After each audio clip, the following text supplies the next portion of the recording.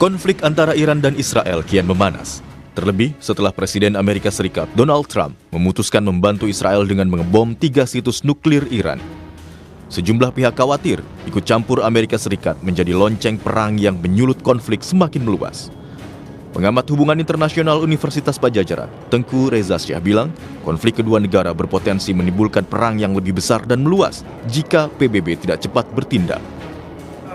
Ini ada potensi menjadi perang dunia ketiga kalau Dewan Keamanan PBB tidak cepat bertindak dan untuk mendamaikan Iran dan Israel tersebut. Dan Amerika Serikat sudah terlanjur menghidupkan sumbu perang dunia ketiga karena saat ini dunia berpikir-pikir siapa yang akan serangan serupa akan ditujukan kepada siapa. Saya pikir Rusia sudah mulai waspada. Kemudian juga Cina juga mulai waspada. Tapi kalau kita melihat bagaimana kemampuan serangan Iran atas Israel beberapa hari lalu, itu kelihatan sekali. Peluru kendali mereka itu beranak di atas sekitar 40 km dari Israel, dan seringkali peluru kendali tersebut mampu bergerak vertikal, diagonal, dan horizontal. Kita lihat misalnya bagaimana peluru kendali itu berhasil menghancurkan markas Intel dari Israel. Sekjen PBB Antonio Guterres khawatir atas serangan militer Amerika Serikat terhadap 3 situs nuklir Iran. Kata Sekjen PBB, serangan Amerika Serikat ke Iran berpotensi memperparah ketegangan kawasan dan juga mengancam perdamaian dan keamanan internasional. Ago, in this very chamber, I made a direct appeal. Give peace a chance. That call was not heeded. Instead, the bombing of Iranian nuclear facilities by the United States marks a perilous turn in a region that is already reeling. From the outset of the crisis, I have repeatedly condemned any military escalation in the Middle East.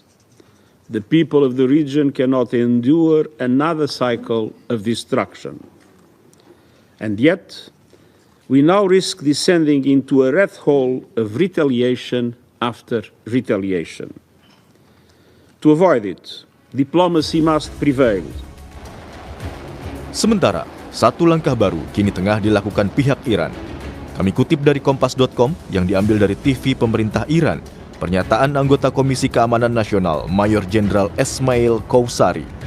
Qowsari menyatakan, parlemen telah mencapai kesimpulan bahwa Selat Hormuz harus ditutup, meski keputusan akhir berada di tangan Dewan Keamanan Nasional tertinggi Iran. Selat Hormuz merupakan salah satu jalur perdagangan minyak mentah utama di dunia, yakni bisa mencapai 20-30% pasokan minyak dunia. Jalur ini juga menentukan kelancaran distribusi dari 20% gas alam cair dunia. Jika penutupan benar-benar dilakukan, maka harga minyak dunia diproyeksikan meroket.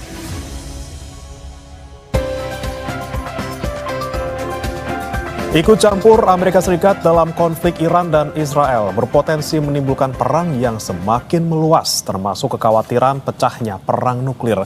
Selain korban jiwa dan kerusakan wilayah, dampaknya juga bisa berimbas ke berbagai sektor. Kemudian apa saja dampaknya bagi kedua negara dan internasional? Kita akan membahasnya bersama dengan sejumlah narasumber. Ada Stanislaus Rianta, pengamat intelijen dan keamanan, dan juga Syamsu Rizal, anggota Komisi 1 DPR RI, fraksi PKB. Selamat pagi Pak Stanislaus, Pak Rizal.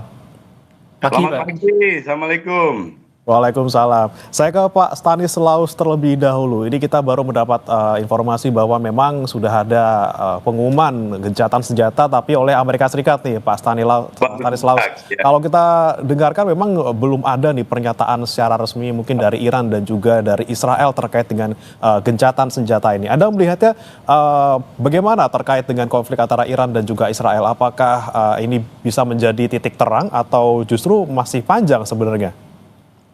Ya, saya melihat ini malah menunjukkan siapa aktor di balik serangan itu. Karena justru malah aneh ketika yang mengumumkan adalah Amerika, bukan dari Iran atau Israel. Tapi tidak semudah itu saya kira gencatan senjata karena siapa yang mendapatkan keuntungan dari perang ini kan tidak hanya Amerika. Jadi kalau ada suatu peristiwa itu yang pertama kita lacak adalah siapa yang diuntungkan itu. Jadi ada banyak pihak saya kira bukan hanya Amerika tapi ada juga Rusia, ada Cina yang berada di balik peristiwa ini. Jadi pengumuman gencatan senjata oleh Amerika itu saya kira masih perlu ada proses berikutnya setelah 12 hari perang terbuka ini. Jadi kita lihat nanti seperti apa. Kita yakini kalau itu gencatan senjata, kalau yang mengumumkan adalah Israel sendiri dan Iran. Jadi baru kita bisa yakin bahwa itu gencatan terjadi. Dan hanya perang terbukanya yang gencatan, tapi saya kira perang tidak terbukanya, perang di bawah tanah masih akan berlangsung. Oke, ini kan pengumuman gencatan senjata oleh Donald Trump ini kan terjadi setelah beberapa jam lalu pangkalan militernya AS itu diserang yang di Qatar gitu. Kemudian ada peran juga dari pemerintah Qatar yang bisa melobi Iran untuk bisa gencatan senjata. Anda melihatnya ada apa di balik ini? Apakah memang Amerika Serikat mulai ketar-ketir karena sudah diserang pangkalan militernya atau seperti apa, Pak?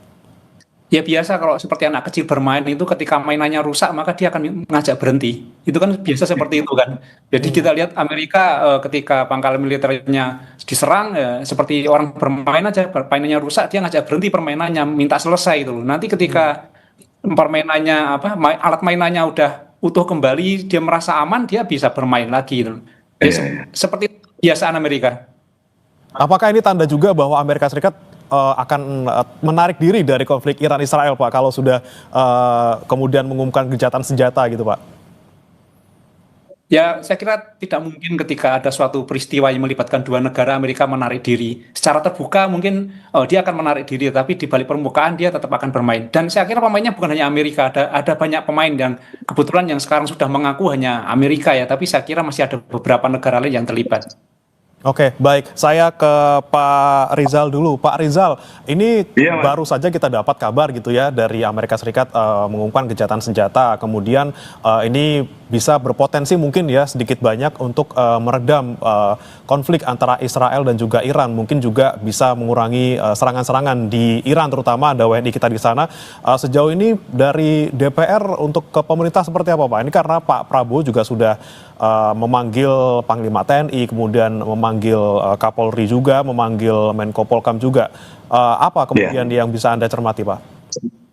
Iya, yang pertama, Mas, adalah bahwa perang antara Iran dengan Israel ini itu adalah muara dari banyak proses sebelumnya. Dan tentu itu adalah tanda bahwa dunia sedang tidak baik-baik saja, karena ada konflik-konflik di multipolar relation ini yang sebenarnya sifatnya dia laten.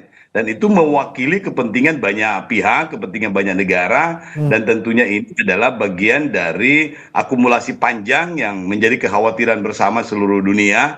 Dan ini tentu wajib disikapi oleh Indonesia sekaligus juga diantisipasi. Alhamdulillah karena Presiden Prabowo sudah melakukan langkah-langkah sebelumnya. Bahkan sebelum perang ini dimulai, Presiden kita itu sudah melakukan pendekatan-pendekatan dengan Perancis sudah, sebelumnya dengan Cina, kemudian yang terakhir dengan Presiden Putin. Dan itu adalah bagian dari meneguhkan posisi Indonesia yang ingin berada bukan di antara orang-orang atau negara-negara yang berkonflik. Dan tentu saja ini menjadi bagian dari politik luar negeri kita yang bebas aktif, sehingga kita tetap bisa memainkan peran yang strategis tanpa merugikan kepentingan negara Republik Indonesia.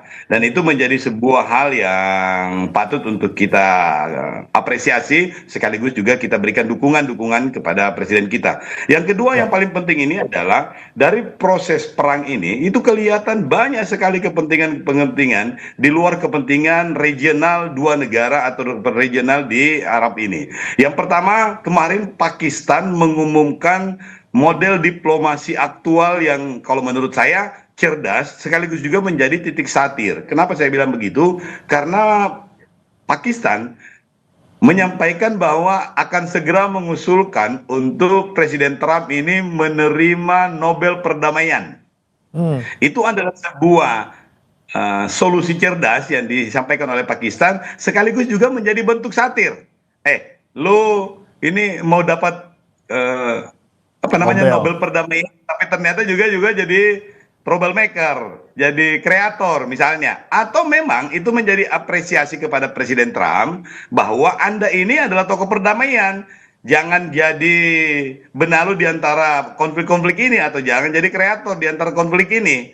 Sehingga ini adalah model diplomasi di satu sisi sangat positif, di sisi lainnya itu menjadi peringatan bahwa Anda ini adalah tokoh yang bisa menjadi pembawa perdamaian atau bahkan bisa menjadi pendorong perang. Yang kedua, fenomena yang menarik ini adalah karena secara sepihak Presiden Trump mengumumkan gencatan senjata. Apa yang Pak Stanis sampaikan tadi itu adalah analogi yang sangat bagus. Bagaimana anak-anak kita, anak kecil itu bermain kemudian mainannya rusak, narik diri dulu, sebentar kalau udah bagus lagi, sikat lagi, ngajak lagi perang.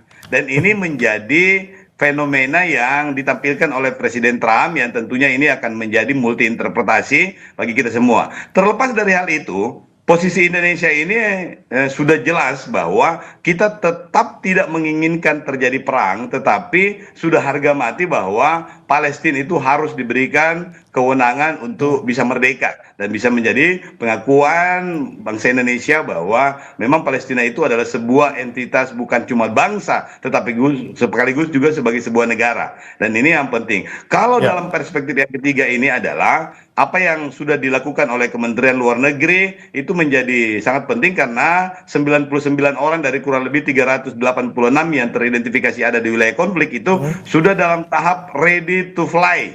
Sudah dalam tempat yang memungkinkan untuk segera dievakuasi kalau eskalasi ini terus berkembang. Jadi dari 386 itu sudah ada 99 dan kita juga sudah minta TNI ini untuk ikut dalam proses ini, baik dalam konteks atase pertahanan yang ada di negara-negara sekitar Arab ini ataupun juga kita mengirimkan delegasi untuk bisa melakukan evakuasi. Kenapa? Karena TNI ini sudah memiliki Undang-Undang Nomor 3 yang baru direvisi Undang-Undang TNI itu, yang salah satu penambahan tugasnya itu adalah bagaimana memberikan perlindungan yang komprehensif terhadap warga negara Indonesia yang ada di luar negeri, terutama dalam keadaan perang. Dan ini tentu menjadi tugas atau domain di TNI yang baru diberikan kewenangan ini. Dan mari kita semuanya ikut mengambil bagian, paling tidak berdoalah supaya segera berhenti karena dampaknya memang luar biasa. Baru perang yang hari ke-13 ini,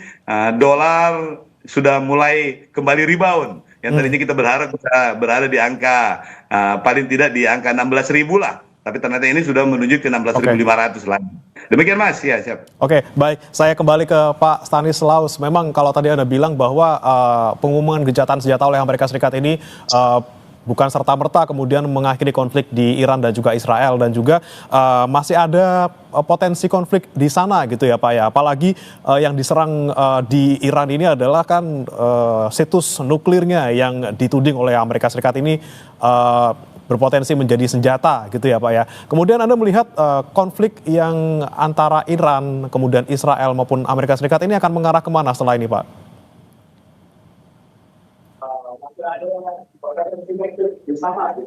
Pak Stanislaus? Ya Pak. Oke. Ya, saya kira tadi bisa mendengar pertanyaan saya Pak? Diulangi Pak. Oke, baik. Ini kalau Anda melihat konflik antara Iran dan Israel, kemudian keterlibatan dengan Amerika Serikat akan mengarah kemana Pak? Apalagi yang diserang oleh Amerika Serikat dan juga Israel ini kemarin terakhir adalah di situs-situs nuklirnya. Ya, kita melihat sebenarnya ada dua kubu ini, ada dua kubu yang antara Israel dengan Amerika dan Iran dengan Rusia dengan Cina, ini kan semacam ada dua kubu seperti ini. Nah, yang kita harus hati-hati adalah ini bisa memicu perang nuklir memang, apalagi ketika Korea Utara juga sudah mulai membuat suara bahwa dia akan membuat perhitungan jika dia kepentingannya akan terganggu, aliansinya akan terganggu. Nah, saya kira yang perlu kita hati-hati lagi adalah dampak untuk kita, dampak untuk Indonesia gitu loh. Kemarin di Suriah sudah ada aksi terorisme yang meledakkan diri di gereja, 20 orang tewas. Ini saya kira perang seperti ini itu bisa memicu kelompok-kelompok lain atau fiksi-fiksi lain untuk melakukan aksi yang sama terhadap musuh-musuhnya. Jadi dampak itu tidak hanya pada Iran dan Israel, tapi juga dampak-dampak lain yang cukup membahayakan. Dan kita agak diuntungkan sebenarnya, kita diuntungkan dengan politik kita yang tidak berpihak kepada siapapun, ini agak menguntungkan kita, tetapi kita harus ingat bahwa banyak warga negara Indonesia juga di Timur Tengah, kemudian banyak juga kelompok-kelompok di Indonesia yang berafiliasi dengan kelompok-kelompok di Timur Tengah. Saya kira kita harus waspada di situ. Ya.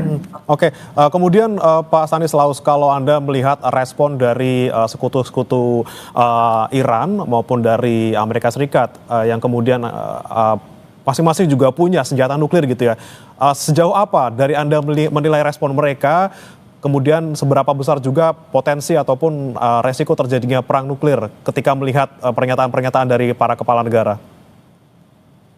Ya, pernyataan ini mungkin masih bersifat untuk menggertak atau menakut-nakutin ya, tetapi ketika sebuah negara menggunakan nuklir untuk perang terbuka, saya kira mereka pasti akan berpikir panjang lagi, karena dampaknya tidak hanya dampak kepentingan negara, tapi ini adalah perdamaian dunia itu, dan dampak nuklir itu saya kira tidak hanya dirasakan pada satu kota yang kena, tapi bisa pada negara dan lingkungannya itu, dan ini saya kira bahaya. Saya kira sudah saatnya kepada PBB atau dunia internasional untuk bersuara untuk menghentikan ini dan tidak menggunakan nuklir lagi sebagai senjata.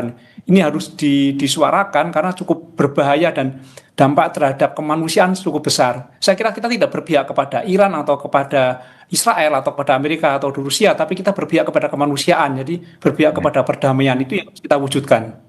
Oke, baik. Saya ke Pak Rizal. Pak Rizal, ini kan potensi konflik masih ada gitu ya, walaupun sudah ada titik sedikit ada napas segar dari Amerika Serikat seperti itu. Nah, ini kan sebenarnya evakuasi dari warga negara Indonesia yang ada di Iran ini kan masih bersifatnya tidak memaksa. Apakah kemudian perlu dari pemerintah untuk memaksa seluruh warga negara Indonesia wajib untuk dievakuasi dari sana, Pak? Iya. Nah, inilah yang Lemhanas sementara mengeluarkan kajiannya, dan kami sudah berkoordinasi dengan Lemhanas tadi pagi itu, dan alhamdulillah beberapa kajiannya itu sudah disampaikan ke Bapak Presiden, dan Bapak Presiden juga bahkan sudah menindaklanjuti dengan memanggil Panglima TNI, Kapolri, Menko Polkam, dan beberapa pihak yang kira-kira bersinggungan lah. Tetapi yang paling penting di sini adalah eskalasi perang ini juga akan menentukan bagaimana respon kita. Kalau kemudian ternyata apa yang disampaikan oleh Trump itu benar, direspon positif oleh Iran dan Israel, tentu ini akan menurunkan eskalasi, dan plan A-nya kita itu mungkin tidak perlu melakukan evakuasi langsung dari lokasi itu. Tetapi ada juga plan B itu yang mereka di sementara ini akan direlokasi ke negara lain yang berdekatan, sehingga pada waktu tertentu mereka bisa dimasukkan kembali. Nah, tetapi ini juga beberapa rencana nanti kita minta kepada Kementerian Luar Negeri untuk segera mengambil langkah-langkah strategis, terutama untuk berkomunikasi dengan beberapa kedutaan besar kita yang ada di beberapa negara di sana yang memiliki fasilitas yang cukup untuk menjadi safe house sementara lah, menjadi shelter kita di sana, itu yang tidak perlu dalam konteks diangkut melalui penerbangan, tetapi bisa melalui jalur darat. Yang intinya adalah menyiapkan beberapa program, dan alhamdulillah Kementerian Luar Negeri saat ini memang sudah mengambil langkah-langkah proaktif, dan kita juga dalam waktu dekat ini akan mengundang Kementerian Luar Negeri dan beberapa kementerian lembaga terkait untuk segera membicarakan ini, dan sekaligus juga menyiapkan contingency plan untuk mengamankan warga negara kita yang sementara berada di dekat-dekat atau di dalam lokasi konflik. Oke. Demikian, Mas. Eskalasi harus tetap dilihat ya untuk terkait rencana evakuasi maupun rencana keselamatan WNI di sana. Saya kembali ke Pak Stanislaus. Pak Stanislaus, ini kita kembali berbicara kemungkinan terburuk gitu ya, ketika kita melihat situs nuklir kemudian diserang, kemudian negara yang menyerang ini Amerika Serikat juga diketahui punya kekuatan senjata nuklir yang luar biasa. Kemudian apakah Anda menilai serangan Amerika Serikat beberapa waktu lalu ke Iran, terutama di situs nuklirnya, ini justru kemudian memicu Iran untuk mengembangkan senjata nuklir, walaupun sejauh ini mereka mempunyai situs nuklir ini tidak diperuntukkan untuk senjata seperti itu? Pak Stanislaus. Ya, itu pasti akan dilakukan oleh Iran ketika dia diserang dengan nuklir, dia akan membalas. Ya, Pak? Ya, silakan Pak, dilanjutkan Pak. Pak ya? Ya, saya kira perang nuklir terbuka ini memang pasti akan dilakukan oleh Iran ketika dia mendapat serangan dari Amerika. Tetapi perang nuklir seperti ini, perang terbuka, itu biasanya tidak lama karena resource-nya juga pasti akan terbatas. Jadi resource Iran terbatas, Israel terbatas, kecuali ketika ada support dari negara-negara lain. Jadi yang lama itu perang di darat, perang infanteri itu lama, bisa bertahun-tahun. Tapi kalau perang menggunakan peluru kendali, saya kira tidak lama karena akan terbatas. Tapi dampak perang nuklir ini kan sangat mengerikan ya. Dan saya kira semua harus ada kesadaran untuk berhenti. kesadaran untuk berhenti, bukan kesadaran untuk membalas. Ketika sekarang sudah saling balas, tidak akan berhenti. Ketika diserang, dibalas lagi, diserang, dibalas lagi. Berhentinya adalah ketika semua senjata sudah habis.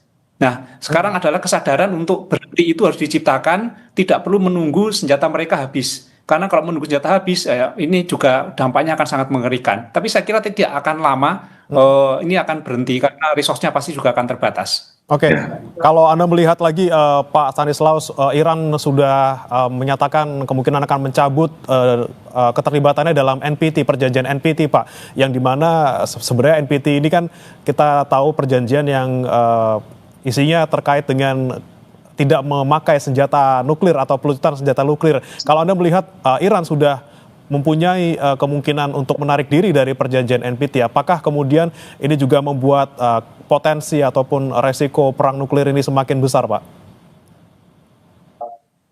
Ya, itu pasti, dan itu kan suatu mekanisme untuk menggertak, ya, menakut-nakutin, menggertak, itu akan dilakukan Iran secara terbuka membicarakan itu. Dan ini supaya pihak-pihak lain hati-hati terhadap Iran. Ini kan suatu biasa strategi untuk perang urat saraf, namanya perang urat saraf dan propaganda. Ini pasti akan dilakukan oleh siapapun ketika berhadapan dengan orang yang melakukan serangan dengan nuklir, dia juga akan melakukan ini. Ini standar mereka untuk melakukan perang urat saraf, ya kira. Kita harapkan ini hanya gertakan dan tidak sampai terjadi. Tapi kalau ketika kita kemudian terjadi amit-amit, seperti apa dampaknya? Kita akan bahas setelah yang satu ini, saudara. Tetap bersama kami di Sapa Indonesia Pagi.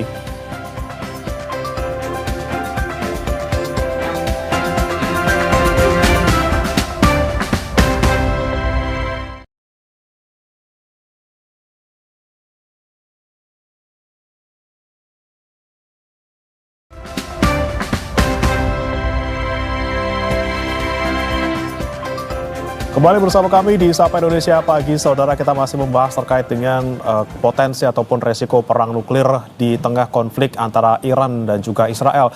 Saya kembali ke Pak Stanislaus. Ini kan memang dari Iran sendiri kita cermati ini mungkin hanya gertakan saja terkait dia menarik diri dari perjanjian NPT. Tapi kemudian kalau misalnya benar-benar terjadi perang nuklir, kemudian melibatkan sekutu masing-masing negara Israel maupun Iran dengan kekuatan nuklir yang luar biasa dimiliki, seperti apa dampaknya jika memang kemudian perang nuklir ini benar-benar terjadi, Pak?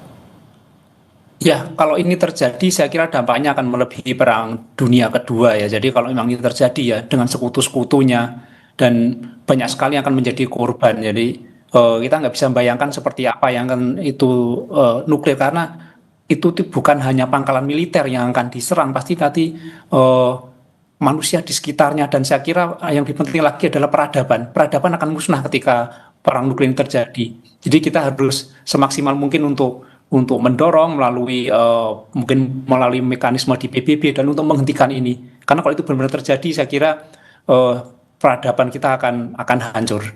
Oke, di sini Indonesia juga mungkin termasuk dalam negara yang potensinya paling aman gitu ya jika terjadi perang nuklir. Indonesia menjadi salah satu tempat yang aman. Kemudian saya mau ke Pak Rizal. Pak Rizal, walaupun Indonesia ini dinilai sebagai salah satu negara yang aman jika amit-amit terjadi perang dunia yang melibatkan nuklir seperti itu, peran Indonesia dalam konflik antara Iran dan juga Israel seperti apa, Pak? Apakah perlu nih kita datang ke Iran kemudian untuk berbicara, ataupun kita cukup saja berbicara ataupun bertemu dengan negara-negara anggota OKI untuk membahas hal ini, Pak? Iya, yang pertama, strategi diplomasi yang diperlihatkan oleh Presiden Prabowo ini udah sangat cerdas. Karena mendatangi beberapa negara yang identik dengan supporter peserta konflik inilah, peserta perang ini. Sebelumnya menandatangani MOU dengan Presiden Prancis, kemudian datang lagi ke Presiden Putin, dan sebelumnya juga ada beberapa proses yang lain. Dan tentunya ini adalah bagian dari strategi cerdas seorang Presiden Republik Indonesia yang patut kita dukung. Yang belum dilakukan adalah bagaimana Presiden Prabowo ini atau negara Republik Indonesia ini mengambil peran lebih strategis. Bisa berkeliling atau menyampaikan atau meminta melakukan konferensi perdamaian, menginisiasi pola-pola gerakan yang selama ini belum dilakukan. Bisa saja Presiden Prabowo menginisiasi untuk mengundang beberapa negara dan melakukan konferensi perdamaian untuk memberikan tekanan-tekanan kepada negara-negara yang akan atau mau terlibat atau ingin terlibat dalam perang ini baik secara langsung maupun tidak langsung untuk segera menahan diri supaya perdamaian bisa segera tercipta. Tetapi ada hal yang sangat menarik. Yang pertama, dalam kondisi internal negara kita ingin supaya di Indonesia ini kelompok-kelompok tertentu yang berafiliasi kepada peserta perang, anggaplah kepada Iran atau kepada Israel ini, untuk menahan diri.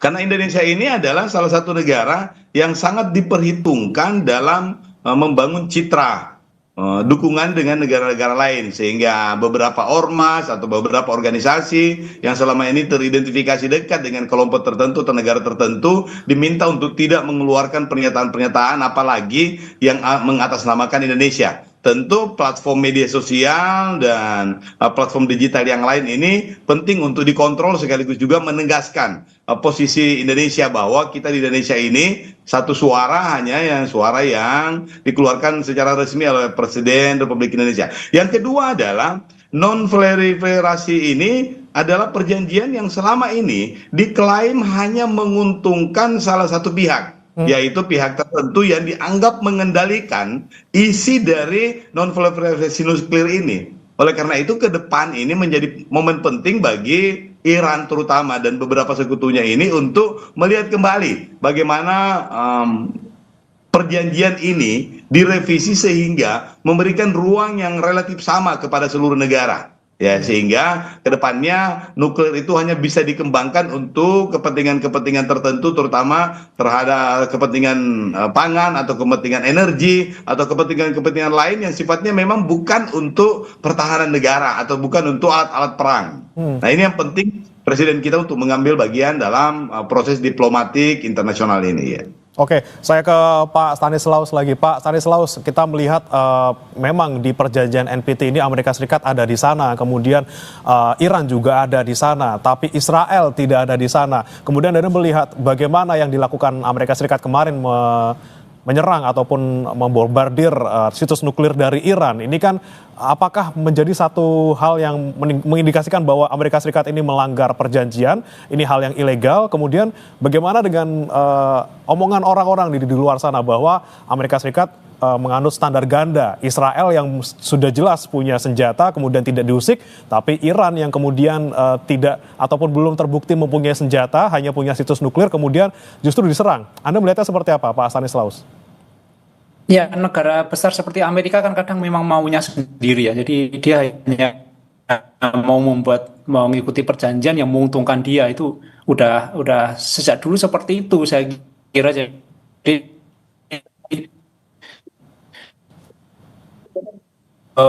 standar seperti itu ya,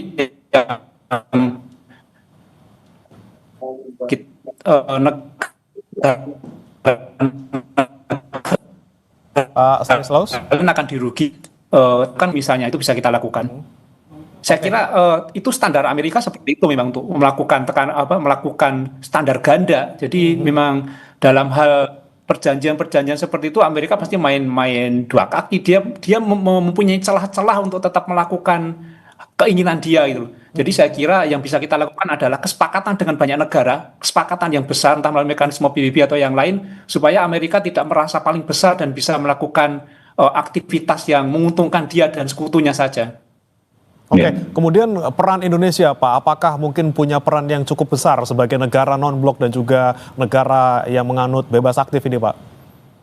Ya, saat ini saya yakin pemerintah sudah melakukan banyak lobby, banyak pendekatan-pendekatan, tapi yang penting lagi sebenarnya di dalam negeri dikendalikan supaya banyak sekali pihak ini yang menyebarkan berita yang disinformasi atau yang mendukung A, mendukung B. Saya kira kita bukan mendukung salah satu pihak dari mereka, kita tidak mendukung pihak yang berperang, kita mendukung pihak yang menciptakan perdamaian. Ini harus kita wujudkan. Ini dia dampaknya, tidak hanya dampak secara ekonomi, namun juga ada dampak keamanan di Indonesia. Tadi seperti Anda sampaikan dan juga Pak Rizal bilang ada pihak-pihak yang perlu untuk diredam gitu ya, eskalasinya di lapangan. Ada mereka-mereka yang terindikasi ataupun terafiliasi dengan pihak-pihak tertentu. Ini langkah-langkah yang harus diambil apa nih, Pak Stanislaus? Ya, pemerintah harus tegas ketika ada pihak-pihak yang di dalam negeri yang memprovokasi, yang menyebarkan disinformasi, saya kira harus tegas. Jadi tujuan pemerintah adalah menciptakan perdamaian, bukan mendukung pihak tertentu untuk melakukan perang terhadap pihak lain. Jadi saya kira saatnya pemerintah untuk melakukan pentertiban terhadap yang menyebarkan hoax, yang disinformasi, atau yang mendukung pihak tertentu. Jadi kita mendukung perdamaian, bukan mendukung pihak untuk melakukan perang. Ini kita harus tegaskan itu. Baik, Pak Rizal, saya ke Anda lagi. Tadi ada sempat singgung soal potensi adanya aktivitas dari pihak-pihak tertentu di dalam negeri yang mungkin punya afiliasi dengan aktivitas di luar. Kemudian apa yang Anda harapkan dari pertemuan Pak Prabowo dengan sejumlah kepala lembaga negara ini? Apakah salah satunya juga menyasar hal itu, Pak? Karena memang tidak hanya kita ngomongin soal WNI yang ada di luar, kemudian bagaimana dampaknya dengan ekonomi kita, tapi juga keamanan dan juga kestabilan di dalam negeri, Pak. Betul. Dan memang kita minta kepada kementerian, kepada presiden lah, supaya untuk menertibkan, karena ada beberapa materi yang relevan, yang sebenarnya materinya sudah tidak kontekstual. Jadi dalam 2 hari terakhir ini beredar wawancara dengan satu pimpinan organisasi besar, yang kemudian mengklaim bahwa salah satu negara yang terlibat di situ yang relevan, itu tidak memiliki nation, atau tidak memiliki pengakuan kemerdekaan misalnya, atau salah satu negara itu dianggap sebagai negara yang sudah terkenal ekstrim misalnya, dan lain-lain. Dan ini penting untuk ditertibkan supaya ini tidak menjadi wakil dari keinginan Indonesia. Kenapa? Karena dengan proses-proses kapitalisasi isu misalnya, kemudian ada disinformasi atau bahkan misalnya malinformasi kemudian yang di-create dan dikapitalisasi, itu bisa menjadi citra bahwa Indonesia seperti itu, padahal sama sekali tidak. Oleh karena itu memang Indonesia, pimpinan negara kita ini, Pak Presiden itu mesti mengambil sikap untuk menyampaikan secara terbuka bahwa posisi Indonesia seperti ini, sekaligus juga meminta kementerian lembaga terkait, BSSN, Komdiji untuk menjaga lalu lintas informasi ini tidak tanda kutip tidak tercitrakan sebagai mewakili Indonesia. Dan itu tentu butuh kebijakan ekstra, itu strategi kita dalam negeri. Tetapi untuk di luar negeri sekali lagi itu penting untuk diulang-ulang apa yang Pak Stanis sampaikan itu tadi, untuk mencoba menginisiasi gerakan non-PBB kalau perlu di luar untuk beberapa organisasi lain yang sifatnya itu adalah organisasi multilateral, untuk mereka bisa mensuarakan atau menyampaikan kondisi-kondisi supaya orang lain atau negara lain itu bisa menahan diri untuk mengambil bagian dalam perang ini, kecuali untuk perdamaian. Ya.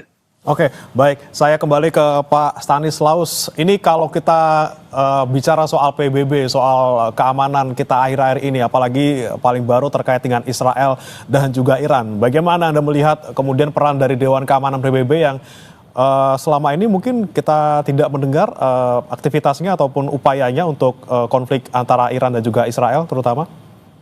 Ya, saya lihat Dewan Keamanan PBB terganggu dengan hak veto. Jadi hak veto inilah yang mengganggu peran penting dari Dewan Keamanan PBB. Jadi saya kira perlu mekanisme di luar PBB, saya setuju Pak Rizal, jadi supaya menggalang kekuatan dari berbagai negara, supaya seruan-seruan dari dunia internasional itu tidak terganggu dengan hak veto. Saya yakin Amerika akan selalu mendukung kepentingan Israel dan kepentingan dia yang ketika keputusan PBB itu tidak sesuai, nanti dia akan menggunakan hak veto. Saya kira ini yang menjadi hambatan untuk menyuarakan di PBB.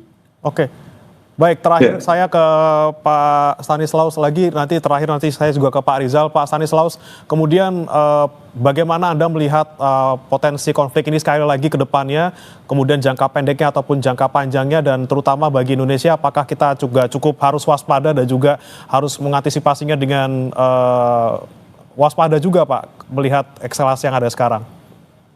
Ya, saya berharap tidak ada pemain lain di dalam Iran Israel ini, karena pemain itu akan memberikan support dan membuat perang semakin parah. Ya, kita berharap bahwa para pemain ini bukan menambah energi untuk perang, tapi menciptakan perdamaian. Dan kita di dalam negeri kita harus berfokus bahwa kita berorientasi bukan membela A atau B, tetapi kita menciptakan perdamaian. Saya kira itu, Pak. Oke, baik. Terakhir saya ke Pak Rizal sebelum kita tutup. Pak Rizal, harapan Anda untuk pemerintah, langkah-langkah strategis apa sekali lagi yang perlu diambil paling sekarang ataupun yang paling mendesak yang harus dilakukan sekarang, terutama untuk WNI kita dan juga untuk keamanan Indonesia sendiri, Pak?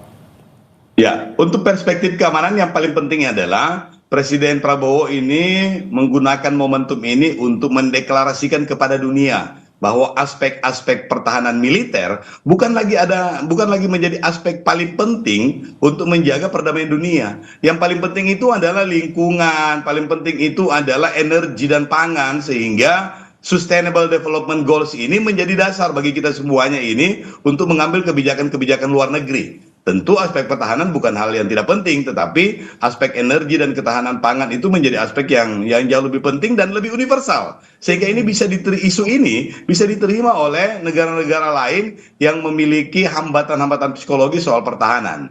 Yang kedua adalah bagaimana Presiden Republik Indonesia bisa mendelegasikan kepada Panglima TNI atau kepada Kementerian Luar Negeri atau kepada lembaga lainnya atau bahkan kepada person KBRI tertentu yang dianggap itu bisa representatif untuk memastikan ada peta pengamanan warga negara Indonesia yang ada di sana dan memiliki beberapa kontingensi plan untuk segera bisa dilaksanakan. Ya, demikian, Pak. Oke, baik. Bukan hanya soal pertahanan, tapi juga ketahanan kita, terutama ketahanan ekonomi. Kemudian bagaimana masyarakat kita juga, sekali lagi tidak hanya soal keamanan, tapi juga bagaimana mereka bisa mendapatkan barang-barang dengan harga yang tidak terlalu tinggi.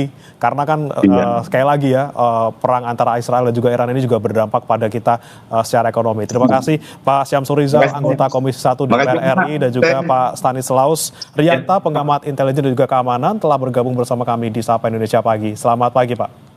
Selamat pagi.